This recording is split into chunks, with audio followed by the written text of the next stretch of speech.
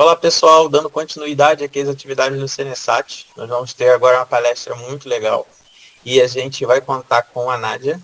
A doutora Nádia Filomena Ribeiro Silva, ela está na PROAS, ela é responsável por alguns projetos lá sobre qualidade de vida dos alunos da UF, e é interessante ela trazer esse tema para a gente, que são recursos e formas de cuidado de si que contribuem para o cotidiano laboral saudável. E aí tem essa relação também com o trabalho, que a gente sabe que muitos alunos da UF também eles têm esse vínculo do treinamento. E aí, fique à vontade, professora Nádia, fico muito feliz de você ter aceito o nosso convite. Ela é biomédica, ela é psicóloga, ela está coordenando esse programa de práticas integrativas e complementares. Então, muito obrigado. É com você a palavra. Pode ficar à vontade. Então, boa tarde a todos. Boa tarde, bom dia. Vale para o dia inteiro. A gente não sabe quando, pode ser qualquer momento, né? Isso. Então, estou muito feliz de estar aqui, agradeço também ao convite, tanto do professor como do meu querido aluno Anderson, que recomendou, digamos assim, o meu trabalho. E, então, eu não gosto muito dessa palavra palestra, porque eu prefiro conversar. Conversar é a coisa que eu mais gosto de fazer na vida. Acho que é o que eu mais sei fazer na vida. Então, eu vou desenvolver toda essa apresentação, espero que eu não fale demais, né, porque eu sou muito faladeira, sobre esse tema tão caro à saúde, né, que é essa área do trabalho. Né? Por quê? Porque nós dispensamos parte muito significativa, né, ao trabalho, ao longo da vida. Então, mesmo que você seja um estudante, né, a gente sabe que se coloca, né, nas identidades, né, profissão estudante, porque se é uma coisa que dá trabalho, é fazer as nossas formações, né? Principalmente quando a gente parte para coisas mais profundas e mais trabalhosas e seguimos até a pós-graduação, a fim de melhorar, né, os nossos desempenhos profissionais. Uma coisa, não era para aparecer a minha carinha aqui do lado? Está aparecendo. Eu estou aparecendo, mas não está aparecendo para mim. Eu não apareço para mim? Ah, meu Deus! Eu não apareço para mim mesma, mas tudo bem. E ninguém aparece para... Jorge, desculpe a brincadeira. Mas Nada, que então, isso. vamos então, dar início, né? E eu queria que vocês soubessem que eu vou desenvolver toda essa conversa, como eu estou dizendo, através do desenvolvimento de algumas ideias e expressões que estão contidas no próprio título que eu escolhi para essa apresentação. Queria também dizer que essa apresentação tem muito a ver com anos, né, de trabalho na UF, buscando, através de projetos, um programa de saúde complementar, né, práticas integrativas. Porque em 2006 o governo anunciou, né, o Plano Nacional de Práticas Integrativas e Complementares. E nós sabemos que isso abriu um horizonte imenso de práticas e de possibilidades, mas, ao mesmo tempo, parece que não foi totalmente esclarecido, né, tanto para os profissionais quanto para as pessoas, que práticas são essas. Né? Ainda se fala muito em práticas alternativas. As antigas práticas alternativas se transformaram, depois do PNPIC, em práticas integrativas e complementares em saúde. Então, esse termo alternativo não serve mais, né? Porque elas passaram a se chamar práticas complementares, né? Absolutamente distribuídas por vários setores de saúde, nas universidades, né? nos setores do SUS, né? E depois a gente vai falar um pouco mais detidamente da importância dessas práticas. Então, vamos lá, vamos passar para a nossa conversa. Bom, esse título, né, parece que é uma proposta, uma oferta de formas e recursos de cuidado de si que contribuem para o cotidiano. Parece uma proposta, uma oferta, né? Mas, na verdade, não estou indo pelo caminho de apresentação de soluções, mas pelo caminho da problematização. O que isso quer dizer? Que eu estarei apresentando problemas relativos ao cotidiano do trabalho, né, laboral. E por essa via, né, eu pretendo explicitar a importância de se problematizar ideias, expressões, metodologias, que muitas vezes estão naturalizadas e a gente não entende bem como, né, não só desenvolver essas práticas e também até de demandá-las. Né? O que são essas práticas, esses recursos? Né? Que cuidado de si é esse? Né? O que isso quer dizer? Da onde isso saiu? Né? Então, explicitar ideias, expressões e metodologias é uma forma, do meu ponto de vista, de contribuir enormemente, né, para essas formas, recursos e estratégias no nosso cotidiano, de uma forma geral e principalmente aqui, né, a gente está focando na questão do trabalho, né, nesse cotidiano do trabalho. Eu tenho o objetivo também de trazer à baila o lugar diferencial da reflexão crítica como dispositivo estratégico de reavaliação das formas e recursos que visam a saúde e a qualidade de vida cotidiana no ambiente de trabalho. Né? Por quê? Porque essa reflexão crítica ela pode acionar, diferente do que a gente imagina, uma constante, recorrente necessidade de reavaliação. Né? Porque hoje, nós sabemos, tudo acontece muito rápido. São muitas informações, um devir de imediatismo, enfim, muitas práticas ainda engessadas, até às vezes que não funcionam mais.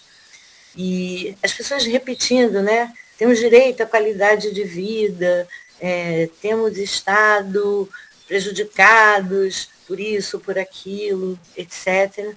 E, de repente, a gente precisa entender, né, do que estamos falando, do que que estamos falando. Né? E problematizar aqui, nesta apresentação, achei importante, né, extrair do próprio título, né, 3 expressões, né, importantes para todo o desenvolvimento dessa discussão que eu pretendo fazer aqui. que são as noções de cuidado de si, de cotidiano laboral e de experiência saudável. Porque eu penso que, afim, que essas noções, elas podem trazer, né, um esclarecimento muito grande e também potencializar, né, formas e recursos, né, como eu disse no título, de afirmação da vida e da saúde. E depois eu vou tentar esclarecer por que eu estou dizendo que é necessário afirmar a vida e a saúde, porque nós vivemos numa espécie de apologia da falta. Falta amor, falta dinheiro, falta amizade, falta saúde, falta oportunidade, falta sossego, falta paz, enfim. E identificados, né, com uma espécie de derrotismo, né, a priori, né, nós precisamos sim afirmar possibilidades e encontrar formas de ampliar o horizonte de atuação, né, na vida, não ficarmos restritos, né, aos diagnósticos, aos medicamentos, aos tratamentos, né? Eu vejo na universidade, nos meus atendimentos, né, as pessoas também que eu atendo fora da universidade, que já são pessoas, alguns, né, mais adultos, numa fase mais adulta, ou mais idosos, digamos assim, né, essas pessoas não estão entendendo nada, estão batendo cabeça com essas novidades, com essas. Um tal de será que serve, será que não serve, será que funciona, será que não funciona, isso era proibido, agora é permitido. Enfim, eu acho que tem muita coisa a se esclarecer. Então, a minha ideia, né, e o meu objetivo principal é dar um passo atrás no que se refere, né, a essa noção de cotidiano laboral, que parece uma bobagem. Cotidiano é a nossa vida no trabalho, todos os dias, né? Mas quanta coisa, quantos processos de adoecimento, quantos problemas e efeitos nefastos são inerentes, né, a esse cotidiano. E eu tenho uma vida saudável porque eu não tenho doença. Vamos pensar aí, que noção de saúde, né, nós temos a ponto de achar que, porque eu não tenho nenhum transtorno desses descritos comumente, né, no dia a dia, né, nós somos a geração transtorno, né, transtorno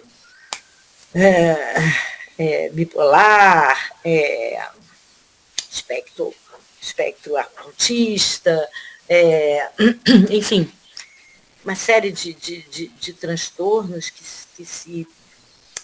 são diagnósticos o tempo inteiro, e nós perdidos, e tanto para atender, né, essa demanda confusa, né, parece que o Fantástico também contribui todos os domingos para lançar um novo transtorno, uma nova doença. Enfim, muitos chegam para mim, olha, eu sou TDAH, eu sou depressivo, eu tenho, mas de onde você tirou esse diagnóstico? Você foi ao médico, foi ao psiquiatra, foi a algum terapeuta, algum psicólogo? Não, eu procurei no Dr. Google e eu tenho certeza que eu tenho isso. Então, a utilização indiscriminada também de medicação, né, exacerbada, digamos assim, uma série de coisas que a gente precisa refletir aí, que pode contribuir, sim, né, como formas mais esclarecidas, mais potentes, de que possam realmente, efetivamente, contribuir, né, para um cotidiano mais saudável. Vamos lá.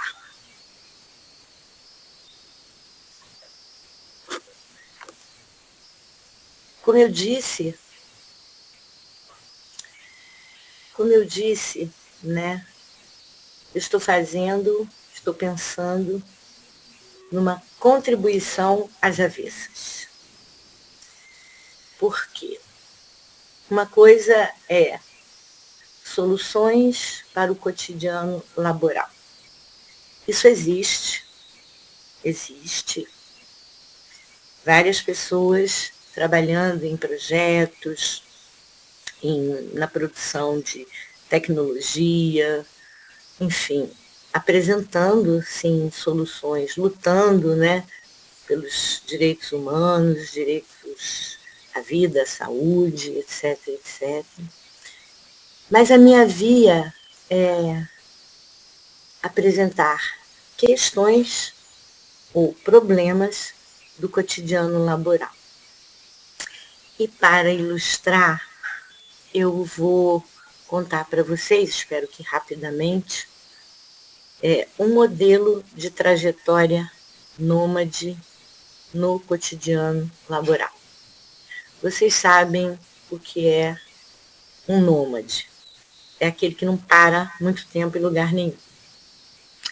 E esse modelo eu tirei da minha própria história. Ou seja, eu não sou um bom exemplo de trajetória profissional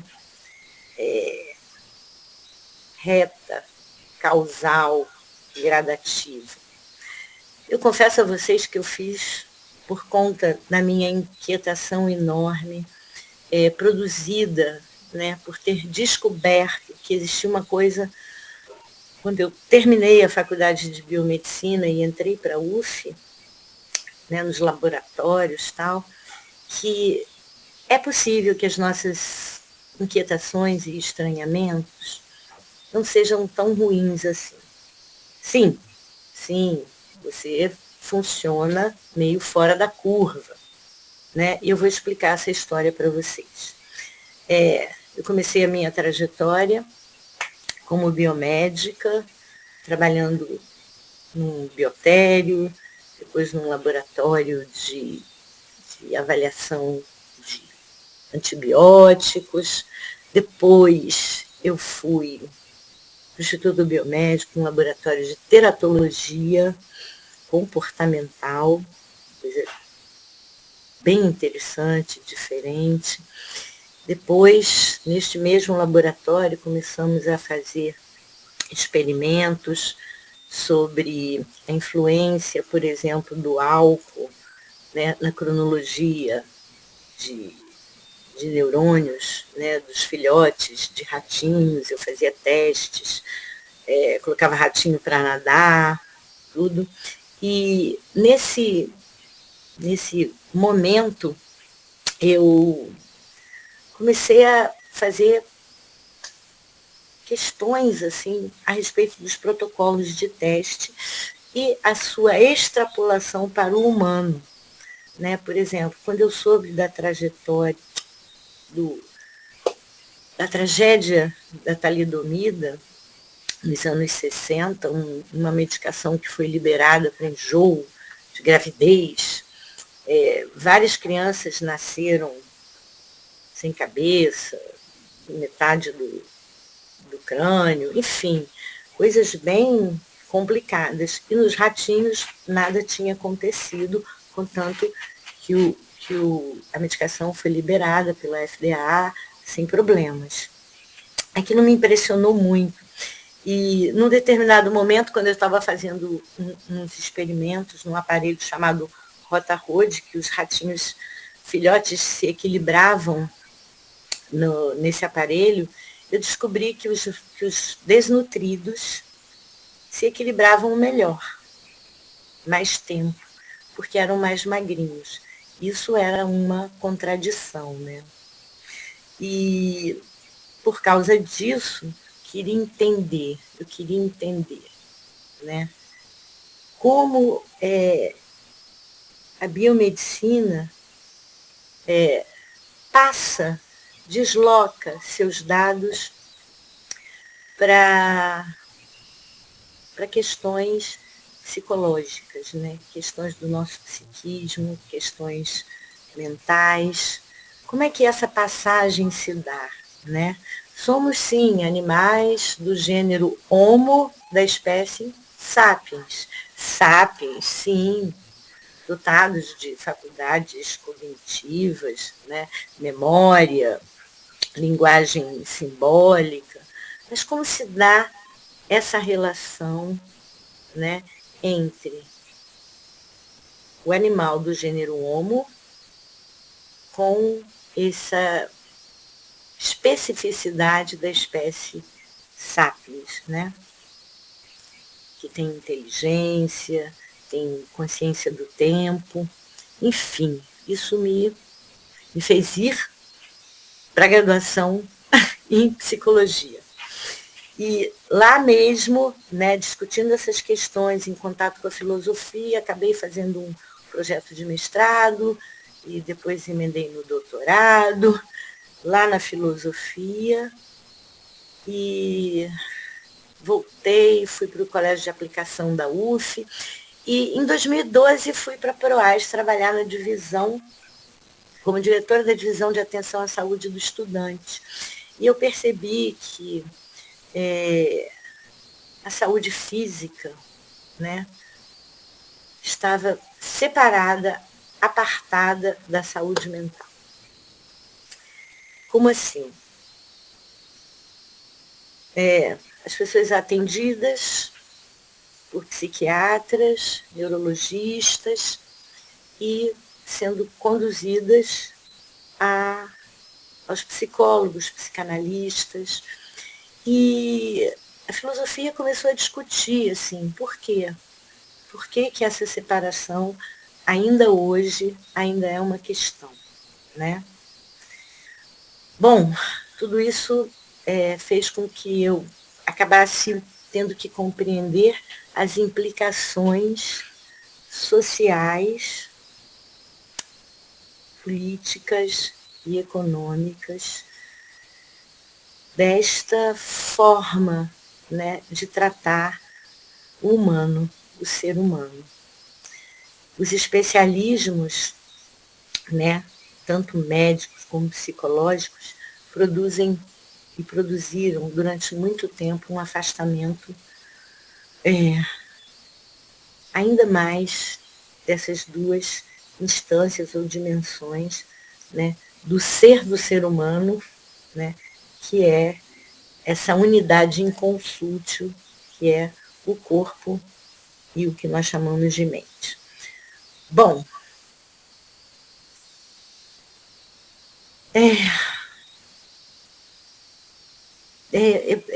essa trajetória totalmente fora da caixinha, né, ou dos trâmites normais, das carreiras profissionais, ao mesmo tempo que produziu coisas desagradáveis, tipo, o que você está fazendo aqui na biologia? Vai para psicologia. O que você está fazendo aqui na psicologia? Vai para a filosofia. A filosofia, volta para a biologia, porque aqui, né, eu acabei, no final do curso de psicologia, encontrando uma coisa chamada clínica transdisciplinar, que tem uma grande companheira, eu chamo de companheira de viagem, duas grandes companheiras, a filosofia e a arte.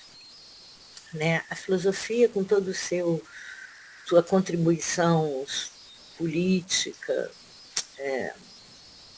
sobre questões relativas à subjetividade, né? A hermenêutica do sujeito, enfim, as relações humanas, enfim, tudo isso fez com que o meu horizonte de atuação em saúde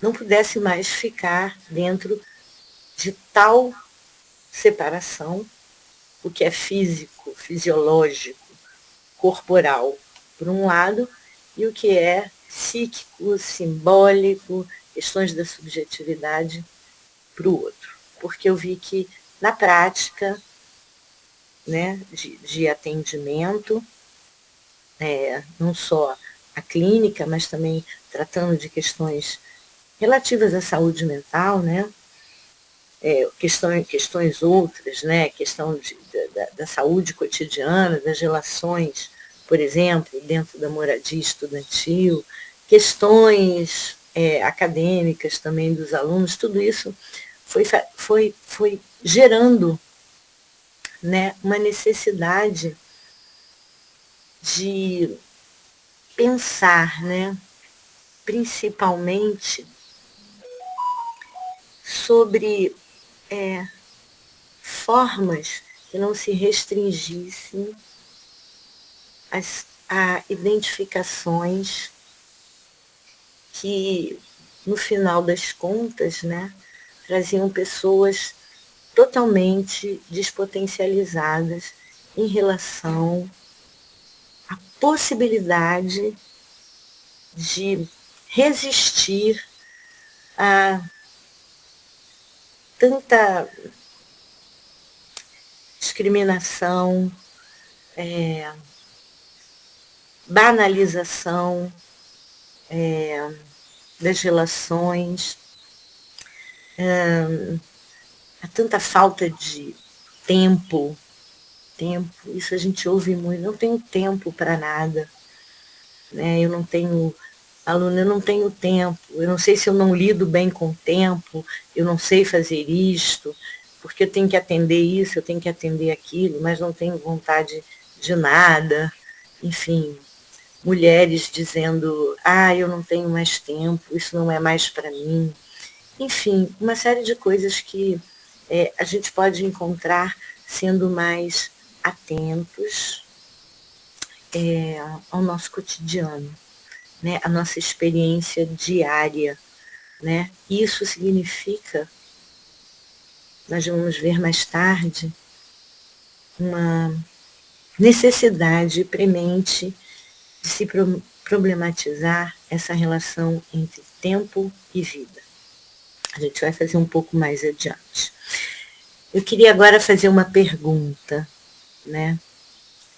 Que foram alguns dados estatísticos que me deixaram bastante perplexa, porque eu não tinha parado para pensar nisso, efetivamente. A pergunta é o seguinte: você já se deu conta do tempo em que passamos trabalhando ao longo da vida? Eu consegui esse dado aqui, que eu achei bem assustador. 90 mil horas em média. O brasileiro trabalha em média 43,5 horas por semana. O americano 43. Eu peguei alguns exemplos. O Reino Unido 42, no Chile 47,7, em Hong Kong 49 horas por semana, na Turquia 51,2 horas por semana, Dinamarca 38,3.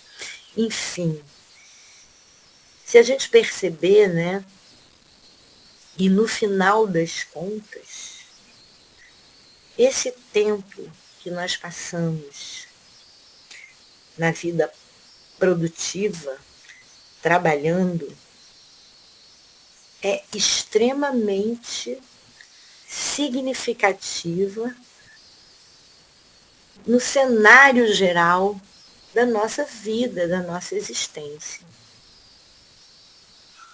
É muito tempo. E um tempo que precisa ser resgatado em nome da atenção, com a qualidade necessária do viver plenamente, todos os dias. Nós precisamos rever essa relação com o tempo. E seus efeitos na nossa vida pessoal, na relação que nós temos com as pessoas mais próximas, e assim também de uma maneira geral, né? Porque nós somos seres sociais, né? Estamos irremediavelmente conectados, né? Tem aquela história do monge que falou que não queria saber de mais ninguém e foi viver lá em cima sozinho na montanha. E de vez em quando ele descia, dava uma voltinha e subia a montanha de novo. E um dia ele foi interrogado, né? Nossa, você não quer ver ninguém e tal? A gente não está entendendo por que dessas. Por que de vez em quando você desce, dá uma volta, não fala com ninguém e vai embora. Né? Ele falou assim, eu preciso que as pessoas reconheçam que eu estou isolado. Senão, isso não faz o menor sentido. Então, assim, de uma maneira ou de outra, né, estamos sempre em relação. Agora eu vou mostrar para vocês um vídeo bem interessante, né, que eu recebi semana passada de uma amiga, a Raquel Iantas, que é uma atriz, e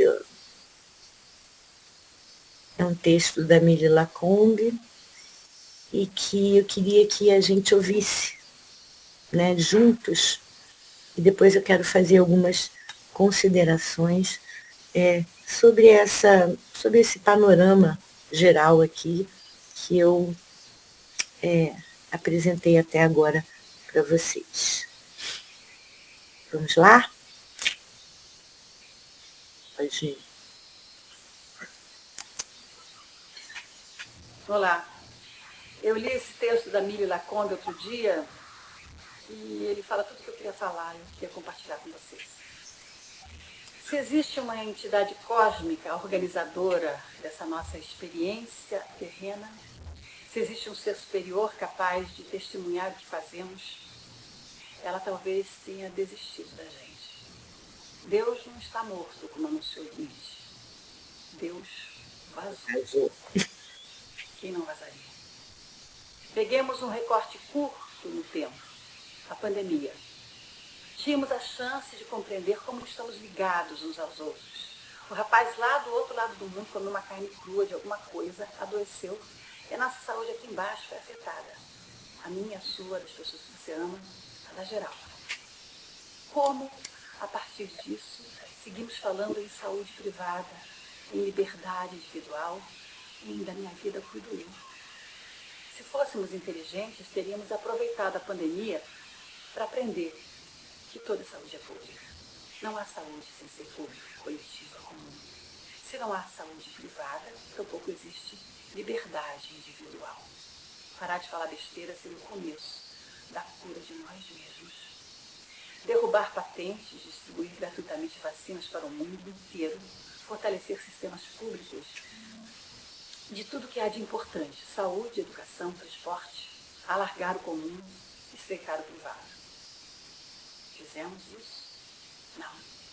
Muito pelo contrário. Saímos da pandemia para mergulhar em duas guerras. Na primeira, bombas caíam sobre corpos muito brancos. Horror. Na segunda, bombas caem sobre corpos nem tão brancos. Segue o jogo. As imagens das crianças mortas na faixa de Gaza já estão em seu contexto histórico, como retratos de um massacre. Não há atentado terrorista que justifique a carnificina. Sim, é preciso condenar sem ressalvas as ações do Hamas. 1000 vezes sim. Condenemos todos os que assassinam inocentes sem relativizações, sem reservas, sem condicionantes, sem restrições. Condenemos o Hamas. e condenemos Netanyahu. Sintamos repulsa, nojo, ódio, ira por quem mata crianças e suas mães. Sentir vontade de vomitar diante do que estamos vendo é um vestígio de humanidade. Não há explicação para que as bombas continuem sendo jogadas sobre inocentes. Quem ainda busca justificar está morto.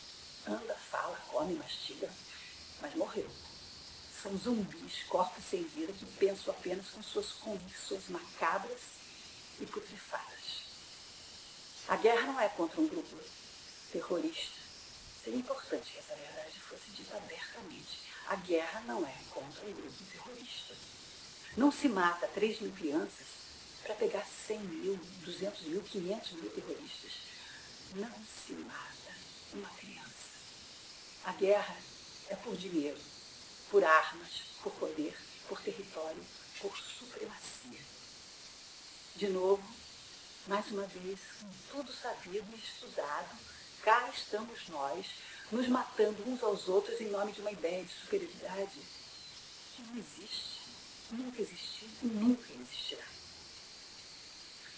Estamos devastando o planeta e, com isso, nossas chances de seguir existindo.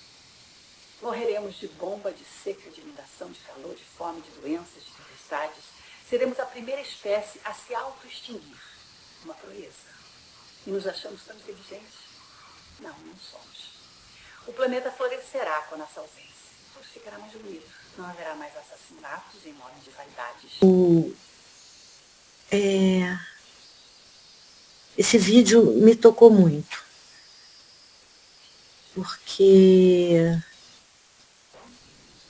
eu escuto muito dizer, né, que a humanidade está doente. Existe uma demanda enorme que nós costumamos dizer, às vezes, né, nas reuniões ou nos encontros entre terapeutas, que há uma busca frenética por salvação, entre aspas, seja de que ordem for, né? Salvação por parte da produção científica, tecnológica, religiosa, moral. E há necessidade, sim, de se pensar o que é esse cotidiano do trabalho, porque, não sei se vocês perceberam, né? Eu dizia antes do vídeo, né, que essa forma quase que anestesiada, alienada, corrida, apressada, afobada, imediatista, de estar numa tentativa frenética de atender uma demanda, às vezes quase que impossível, de homens e mulheres, né, no seu dia a dia, para que haja possibilidade mesmo de pagar contas, tal, e, enfim, cumprir os compromissos, exercer uma profissão ou ter um emprego minimamente digno, enfim. Tudo isso parece que vem atrelado a efeitos bastante preocupantes. E preocupantes em que sentido? Né? Nós não podemos ficar alienados. Nós precisamos olhar, né, como bem disse a Miri Lacombe no texto, né, o que realmente, de uma maneira geral, está acontecendo com a subjetividade humana. Né? Parece que são corpos, né, muito reativos, ressentidos, né, e uma mente brilhante, cantada em verso e prosa, quando brilha e é útil à sociedade e, por outro lado, em toda a sua complexidade, tratada, né, entre neuroses, transtornos e, muitas vezes, na loucura. É uma história difícil. E a OMS já há tempos nos informa, né, que saúde não se define mais como ausência de doenças e afecções, mas como um estado completo de bem-estar físico, mental e social. Bom, parece que pela forma, né, que talvez o ser humano, né, tem lidado com seu tempo, com sua existência, com sua passagem por esse planetinha, né, que é a Terra, diante de um cosmos enorme, infinito. Parece que esse modo, né, de estar no mundo que hoje temos experimentado, né, está longe de ser um estado completo de bem-estar físico, mental e social. Eu sugiro, né, pelo menos aqui na nossa reflexão, de que a gente troque a palavra bem-estar por bom-estar. Porque o bem nos remete a um ideal de vida e de saúde a ser alcançado. Não importa se é uma dádiva ou um desígnio divino ou uma promessa de uma vida saudável veiculada pela mídia, né? Através da indústria do entretenimento, da moda, enfim, até de uma certa parte, né, da intelectualidade que entende, né, que bem-estar é somente cumprir, né, determinadas orientações em relação à saúde do corpo, né, e mente sã, um corpo sã. Será? Se há uma produção de ideal o tempo inteiro, passaremos o tempo inteiro correndo atrás, desejando eternamente esse bem-estar que provavelmente nunca chegará.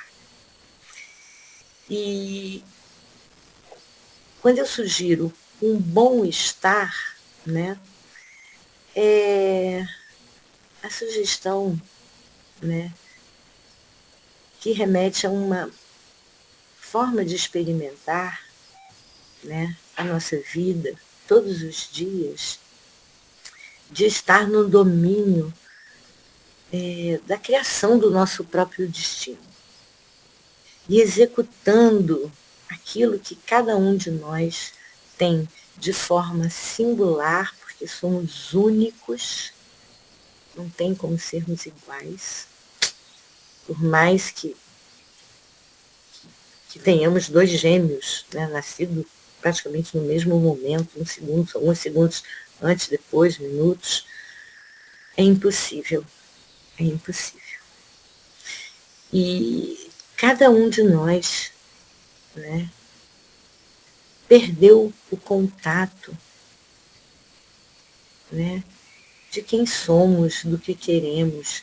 Parece que entramos numa onda frenética, né, de cumprir um projeto de vida que, no final das contas, é um projeto social, moral, né, inclusive de cada tempo histórico, ou seja, em determinado momento da história da humanidade, em determinado local, né? Esse projeto da vida boa, da vida saudável, da vida reta, né? Ele vai se modificando com o tempo, né? No final das contas, lutamos por pertencimento a grupos com os quais nos identificamos e nos distanciamos cada vez mais dessa singularidade que somos e que seria determinante para que ganhássemos forças, recursos, aprendizado, que com certeza poderia fazer com que a gente mantivesse, né, o nosso projeto de vida real.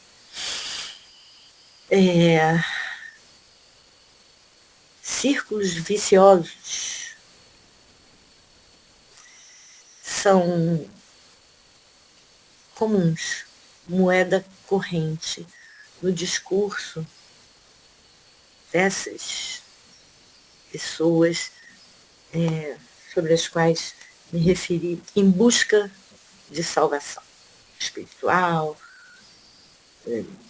médica, psicológica, religiosa, não importa. Parece que o discurso não conseguimos sair do lugar, há uma compulsão à repetição de comportamentos que para as pessoas estão fora de controle. Elas não conseguem evitar, né? E essas pessoas pensam que estão empreendendo algum movimento, mas não. O que é um círculo vicioso?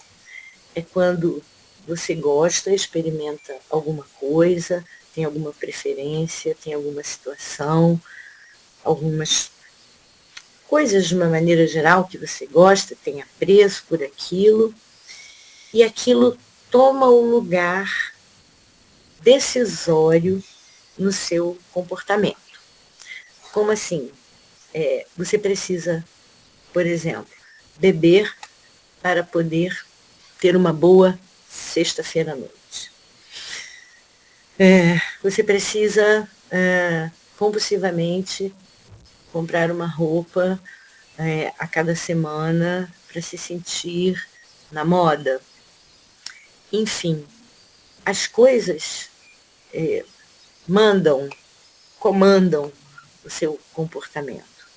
E como esse comportamento está fora do seu controle, da sua escolha, né, isso passa a ter um movimento de retroalimentação, o que promove isso que eu estou chamando de estagnação, que é uma reclamação de não conseguir mudar as coisas, de estar absolutamente paralisado diante das demandas sociais, familiares, laborais, etc, etc, etc.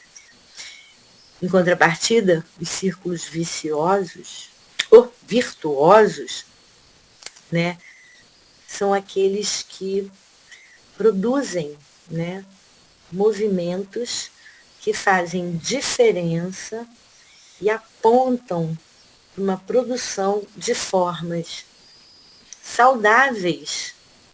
Por quê? Porque produzem mais saúde, mais potência, amplia, né, a nossa capacidade de existir e de criar, né, formas constantemente renovadas, né, que nos dão realmente alegria, que contribuem para que a gente faça diferença no nosso cotidiano, né? A gente pode dar um nome a isso de temperança, porque é uma retroalimentação da sua potência de existir, né? Você está no comando, você consegue dizer, não, eu não vou beber porque hoje quero fazer outra coisa, quero dormir, não vou sair, não estou a fim de ficar de cantinho, porque não sou obrigada a sair porque hoje é sábado. Enfim, a gente começa a ter atitudes que nos tornam mais saudáveis e virtuosos. Eu não queria deixar de falar aqui desse devir time is money, porque junto à fórmula da galinha dos ovos de ouro, né, que significa, né, produção máxima mais tempo mínimo é igual a lucro. Essa fórmula tem se aplicado às relações cotidianas também.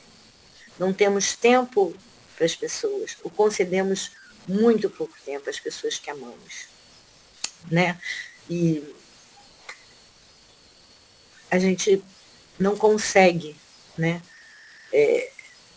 se desviar dessa forma que parece que nos arrasta cada vez mais, né? E aí nós temos essa produção maciça de subjetividade neurótica.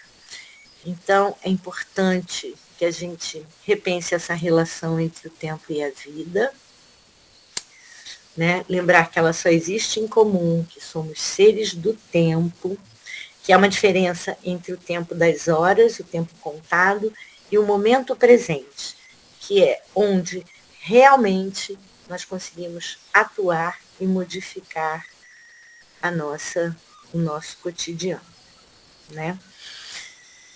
O cotidiano, o momento presente, é sempre o único tempo possível, né? Tempo de cuidar, experimentar a arte de viver, que nos dariam força para fazer frente às pressões emocionais do nosso e os desafios do nosso cotidiano, né? Tem uma coisa que eu queria falar aqui rapidamente sobre o cuidado de si. É um tema bastante extenso, a gente pode deixar para outra oportunidade, mas nós precisamos, né, as práticas integrativas e complementares abrir os nossos horizontes no sentido de resistirmos ao movimento de medicalização da vida, de judicialização da vida, né?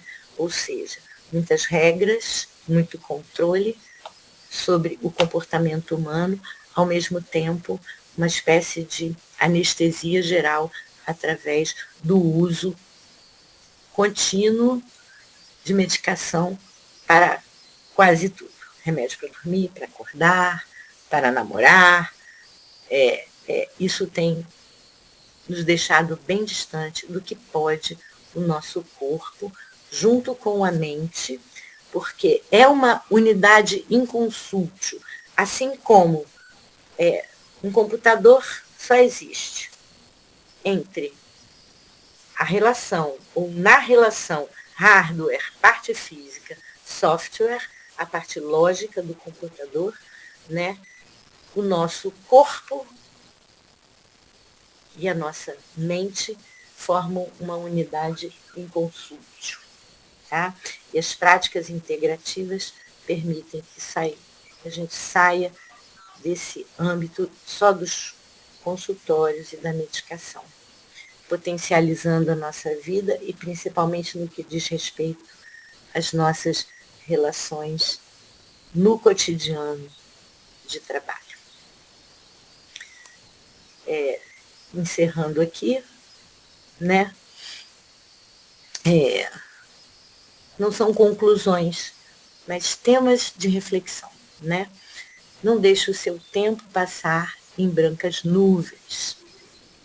Não se identifique com a doença. Há sempre muita vitalidade no cotidiano infinito do cuidado atento e perseverante da vida em comum.